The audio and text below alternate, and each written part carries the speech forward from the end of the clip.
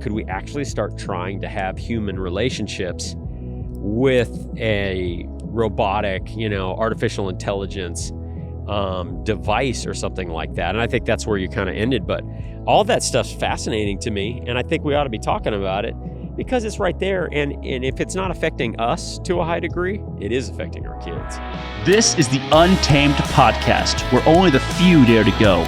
We're building a community of adventurous high achievers who refuse to trade our dreams for comfortable mediocrity so that we can unleash our untamed potential.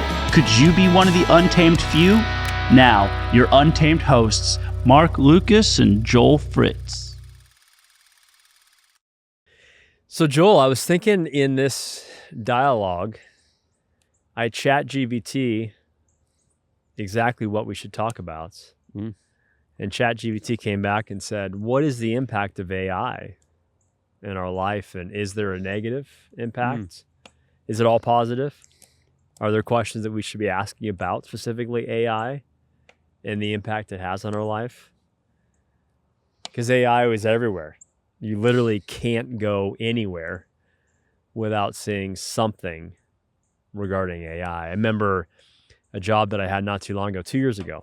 We were looking at domain names. And we were purchasing domain names, and we were looking for a specific acronym. And AI, the letters A and I, were in that acronym. And they were the first two letters of that acronym. And just for poops and giggles, we went to GoDaddy, and the guy that was actually representing us to purchase a domain that had already been bought by somebody a few years prior. We asked this individual, and we said, what would it cost to buy AI.com? And it was a little LOL smile. And we said, no, seriously, what would it cost?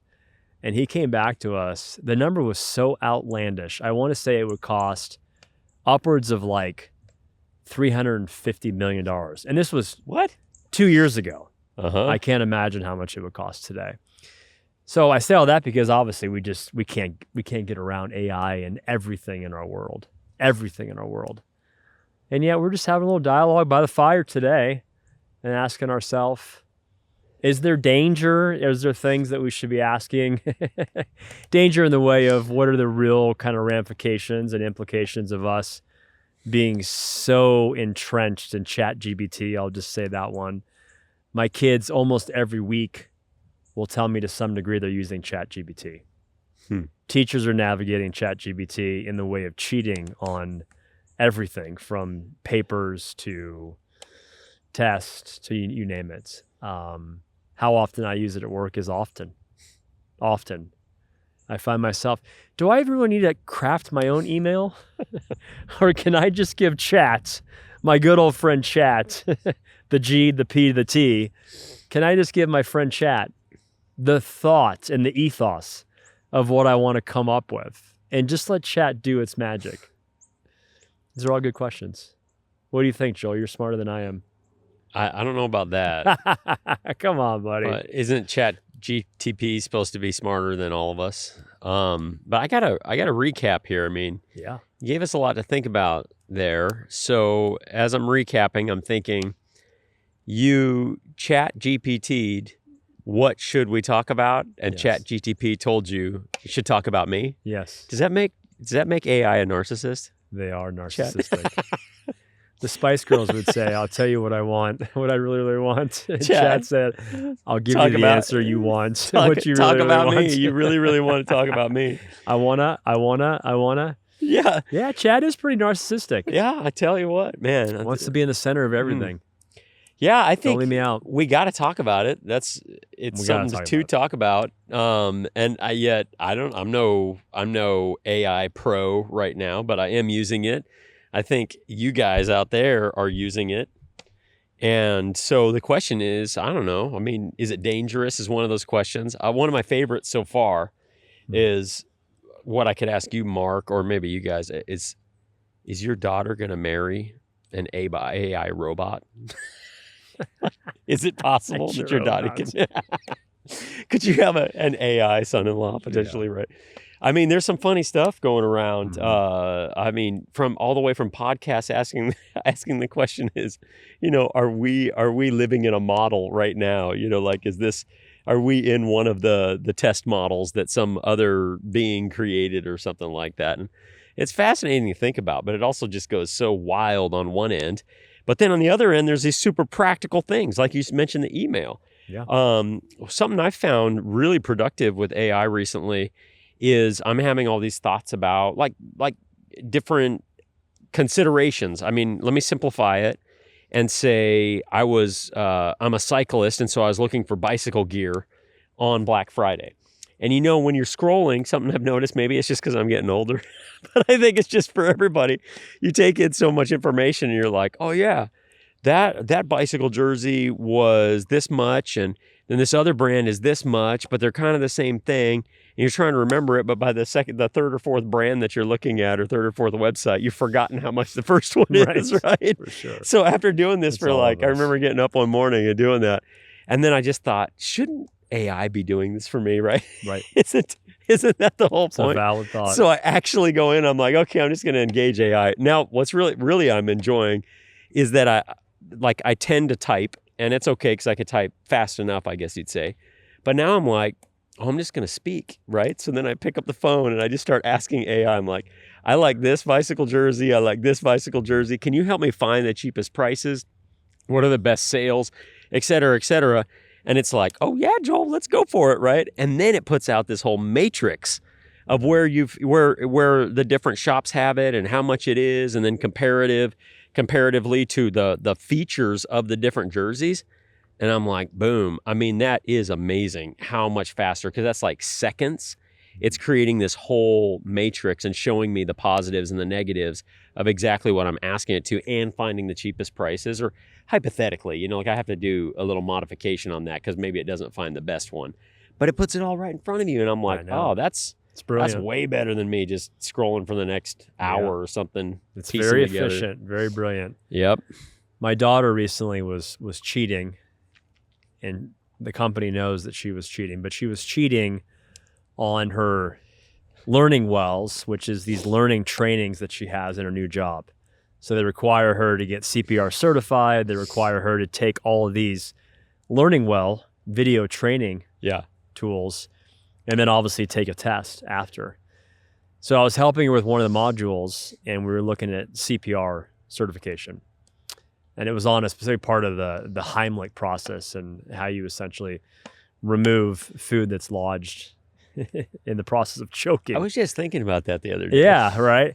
And I'm sitting in the kitchen with her, and I'm beginning to read each and every answer to the question and trying to figure out which one is correct. She's like, Dad, what are you doing? It's like, what do you mean, what am I doing? I'm reading the question and then reading the answers and trying to figure out which one matches the appropriate answer to the question they're asking. She's like, why would you do that? I was like, because that's what you do. She's like, that's not what you do. She pulls out her phone, and within 3 seconds, here it goes.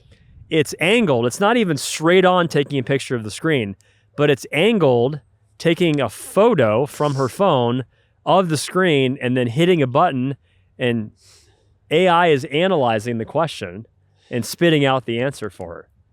And she did this in about 4 seconds. Oh my gosh. It was unbelievable. And that's like that next level that we're still using our thumbs, right? Or speaking into it even. Or even speaking into it, which is next level. She's taking a picture she's sideways. Just like, bam, and it's done. And then an answer just like that came out. I was like, this is asinine. Oh, I mean, it's brilliant how efficient it is. Right, but what's it going to do to our own minds? Like, think about it. I thought to myself, okay, here you are working with young children at your new job. What if a young child is choking? There's no way you're going to be able to remember the Heimlich and the proper swat on the back and how many times to be able to bring up the food. It's okay. My personal robot will take care of that for me. So, follows me everywhere. It's absolutely everywhere, and we know it.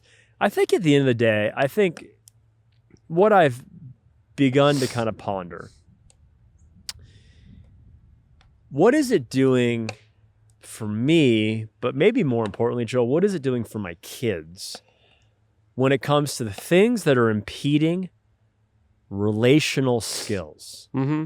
the ability that they have to communicate with another human being, not an AI, not a robot, not a bot, but an individual that's ultimately created in the image of God, has the fingerprint of God all over them.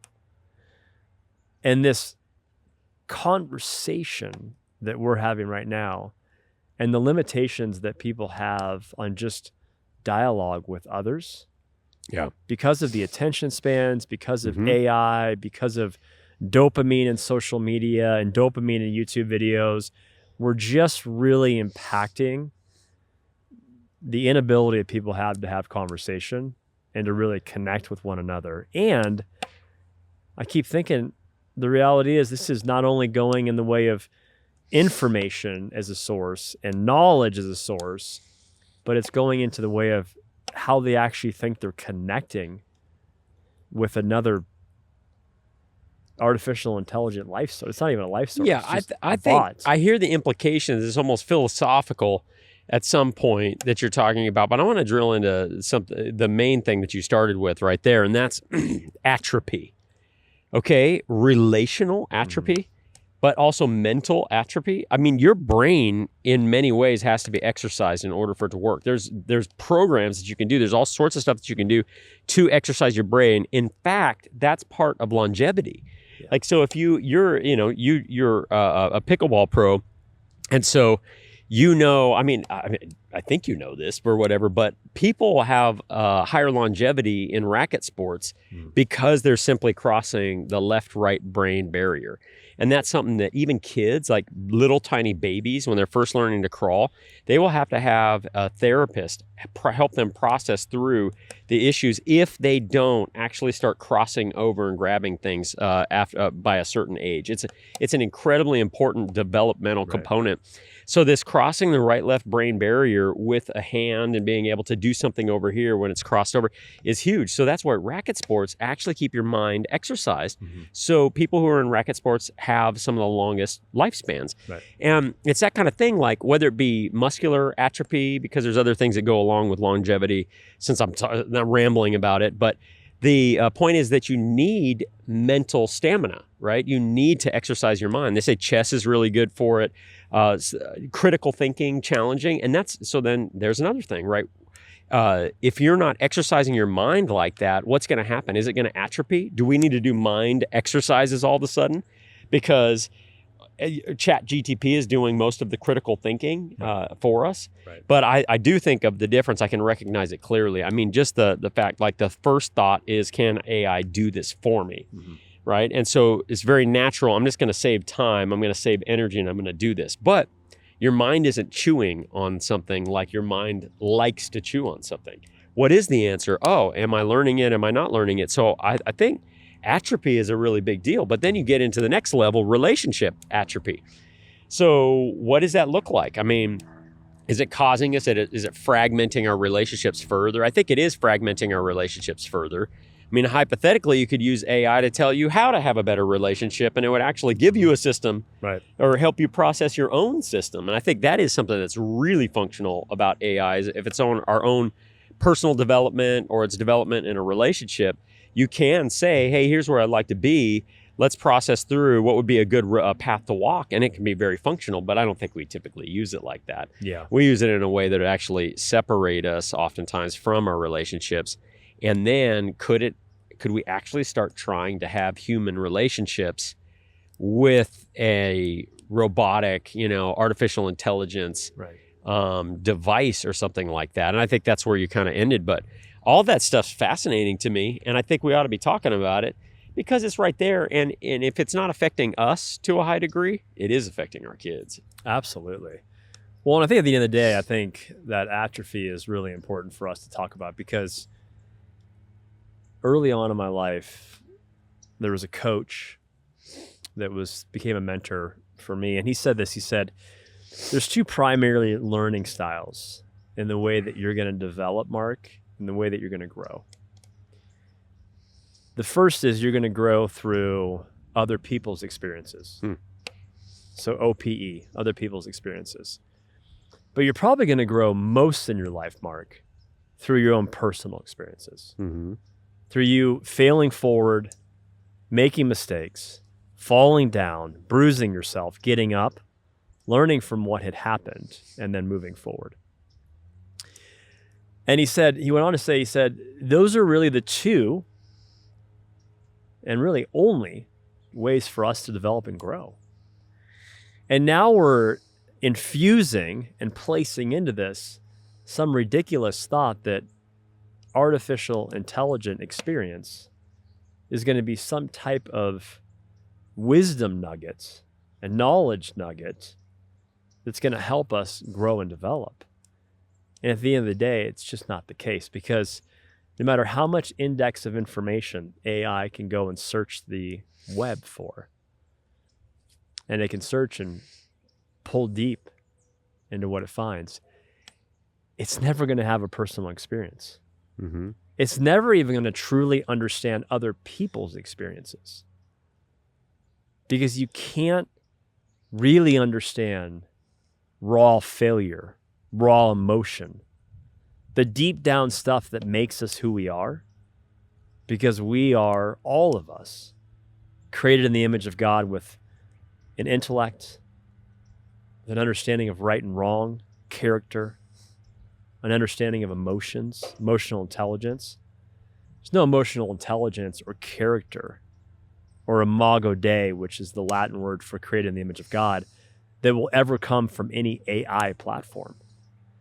So we're completely removing at the very core and center of what relational connection and learning from other people and growing as we learn and ask questions and have dialogue with other people.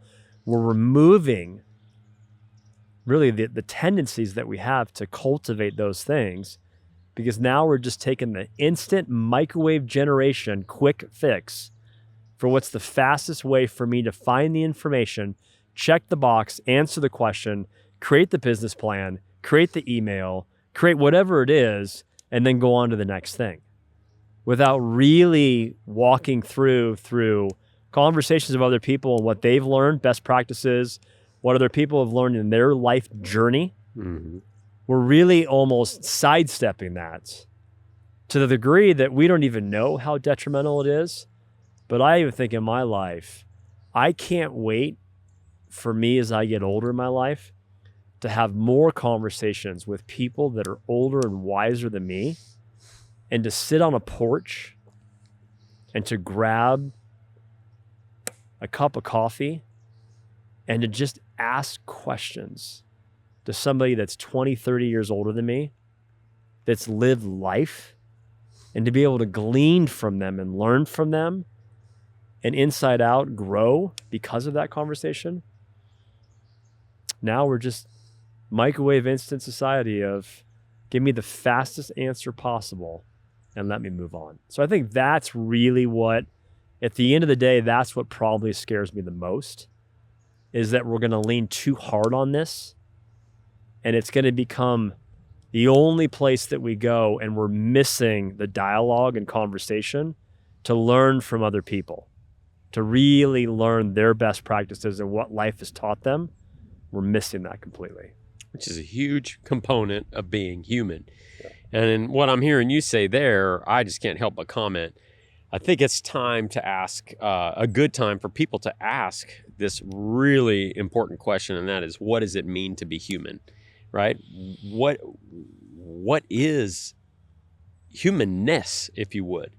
And so when you think about that, like all these things you're talking about and concerned or expressing relationship, let's ask, if you strip things away from a human being, when does a human being cease to be a human, right? And I think relationship is one of those things, right? A human being cannot be a human if they don't have relationship with other human beings. I mean, hypothetically, it could be an organism that exists, but that's not what a human does. A human relates to other beings, right? And it would be in a complete survival mode if there were not other human beings around, and could learn to somehow exist, but would not, that humanness has so much to do with that interaction with other people. So will a AI robot ever be able to replace that? I don't I don't think so at all. I hope not. Because it's not. It won't. I think what happens is we end up thinking or tricking ourselves into thinking, oh, I'm having a relationship with this person. Our mind can contort into a place where you think I'm having a relationship and this is a person, but it's actually just a robot. But I think that's the question. You're like, what does it mean to be human? And then it throws me into stuff that we've talked about a lot, and that is a human being versus a human doing, right? And I think that you can really see it clearly contrasted. An AI robot or an intelligent, artificially intelligent being can have a conversation with you, but it's really about doing things. It's not about being a human being, right? And that's a big difference. And even when you think about us being productive, we're like, look at everything that AI can do. AI is going to replace our jobs. Well, our jobs, the things that humans are supposed to be doing, and it's another conversation, and philosophical conversation you can go off on. But the point is that maybe AI becomes really good at doing things. But really, isn't that what we get in trouble with as human beings anyways? Is we're always trying to do, which we need to do.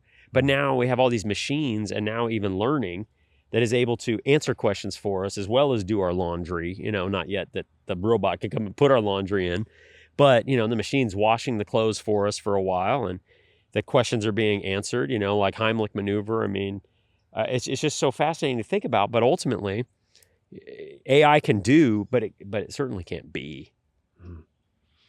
Yeah, it certainly can't be.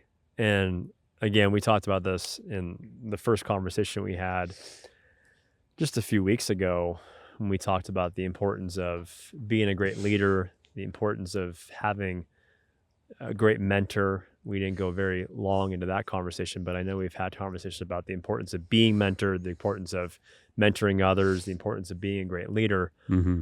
All of those things are not really about what you're doing, but who you are as an individual and your human being process to be real and authentic and emotionally open before another human being, to have this time to be present with one another.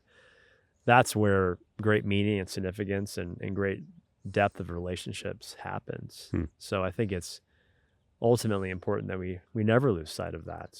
I mean, sociology has said for thousands of years that at the very existence of what we need are real, tangible, felt real needs that we have to be in relationship with one another. And nobody wants to be Tom Hanks in Castaway, where we have to have a relationship with Wilson, and we're actually forming a being out of a volleyball and naming him Wilson. So again, that's a pretty insane place that Tom Hanks had to go in the midst of isolation. So we're never ever created to do life alone.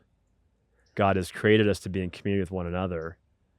And it's not even really about a relationship where you're necessarily doing things. It's about your being present and your being together relationally in a relationship. That's what God yearns, and that's what we all yearn for and desire. Yeah.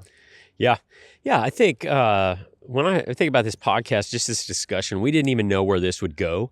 And we were just kind of curious and think it's a relevant topic. People are talking about it. So, where would it go? It goes into relationships. I think these are good places. I also think there's some benefits that we don't want to be missing out on that we do now have available to us. There's some stuff that maybe you've put off. I think there's some things, like I put off because I thought, I don't have the knowledge to do that. It's going to take me forever to learn, or I don't have the time to create that spreadsheet or whatever it is, like even a calendar for the family or things that would actually help and assist the family. I think, I'd almost challenge all of us to just think, how can it be a tool for us as well in a positive way? And so how can it do some of those things that we've put off, or how can it help us do, even write that email, like you said, that you don't want to write? Yep. But it's fascinating to me because I'm still very much of the mindset that I want it to be my authentic thought. So I rarely do anything that's just purely AI, right? It's infused with I ask AI to help me do what I'm doing better, right?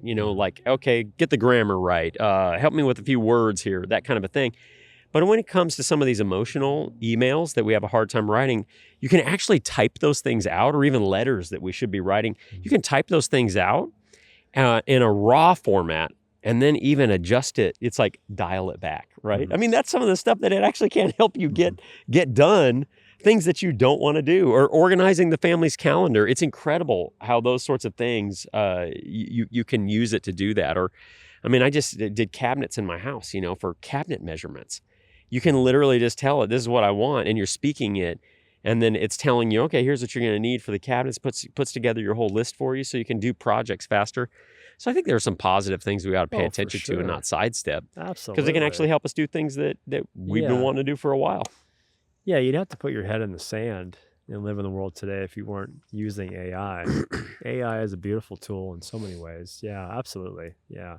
And I even love, even back to the email piece, even when I give it kind of the body of the email and then I ask it for grammar, I ask it to kind of tweak a little bit, it will always come back typically with a prompt that, do you want it more casual in tone? Mm-hmm. Do you want it more friendly in the tone? Do you want it more professional, business professional? So even AI is acknowledging the emotions, acknowledging the heart of the message that it's writing. And again, that's the biggest piece that I think we could never lose sight of, just the importance of human connection with another human that's created in the image of God, and to know even in our differences, I'm thankful that we get to have dialogue. Even in our differences, I'm thankful that you can share wisdom and life experiences with me to be able to help other people's experiences. Even that, when I say that OPE, I'm just reminded I need to be learning more from other people. I need to be teeing up questions throughout my day to be able to, again, back to those 2 C's that we talked about, to find a compliment, but find a common ground for me to be able to ask them a question where they can share some insights. They can share some knowledge with me and to be able to learn from other people. I think to some degrees where we are headed right now, I don't know if we're cultivating and fostering an environment for us in dialogue to learn more and more from other people. We get very short-sighted with sometimes AI and how quickly we can get information from AI. So, yeah. Well, if you need somebody to talk to, don't hesitate to reach out. We're here. Authentic and real. That's right. Authentic. Yes. That's right. Authentically untamed. Authentically untamed. That's where we're at. All right. Well, this has been fun. Yeah. And good setting too. It's been fun to record outside and middle of the winter and the sun's out. Yeah. This is incredible. God's creation with Maverick here and the trees all around us and a nice fire. So it has been good. Thank you, Untamed. We appreciate each and every one of you. Thanks for being a part of our tribe. And we'll see you next week in our virtual environment that AI has created for us. That's right. Amen.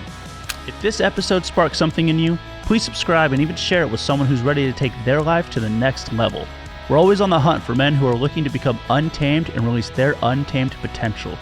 Also, if you found value in this conversation, then please rate the podcast and leave a comment. It makes a huge impact in building our community. We'll see you next time when the adventure continues, or maybe when yours begins.